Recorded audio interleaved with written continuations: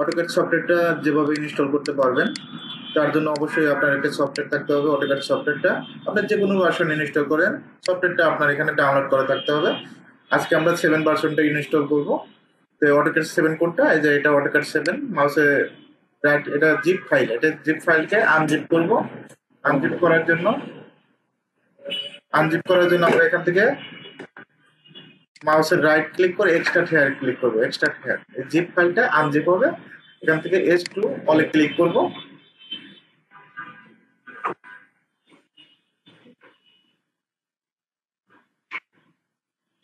এটা ছিল zip file, zip ফাইলকে unzip করব।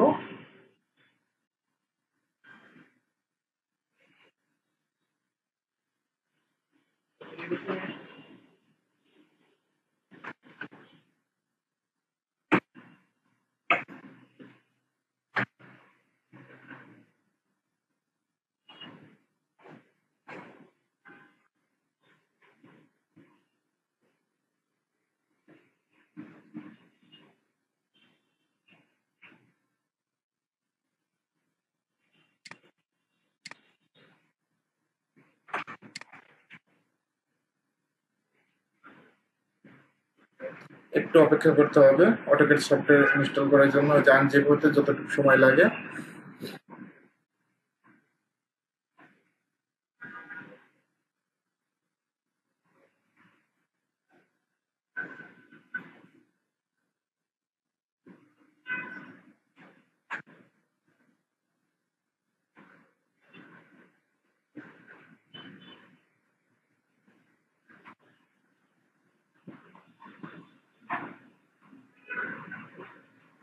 ওকে, আনজিপ হওয়ার পর আমাদের এরকম একটা ফোল্ডার ওপেন হবে, অটোক্যাড 7 যেটা আছে।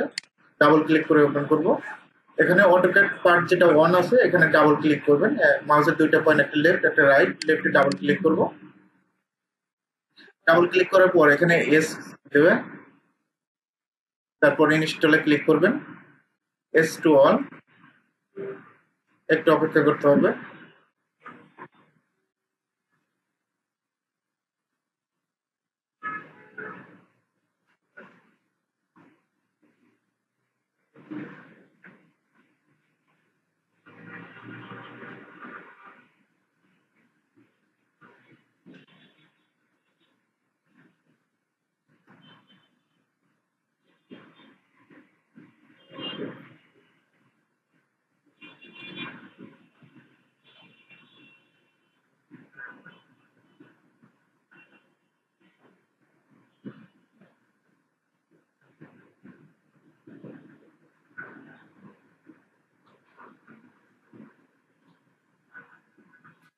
এরকম একটা ইন্টারফেস আসবে ইনস্টলের। এখানে স্ট্যান্ড অ্যালোন যেটা আছে, এখানে ক্লিক করব। স্ট্যান্ড অ্যালোন ক্লিক করব, ইনস্টল, অবশ্যই ইনস্টলে ক্লিক করতে হবে।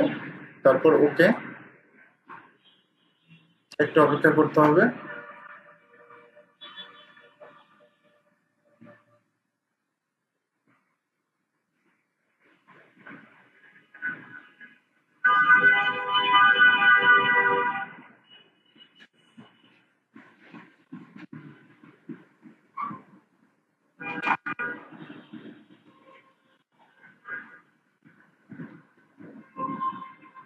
এখন আমরা নেক্সটে ক্লিক করব। কোথায় ক্লিক করব? নেক্সটে। I accept, next.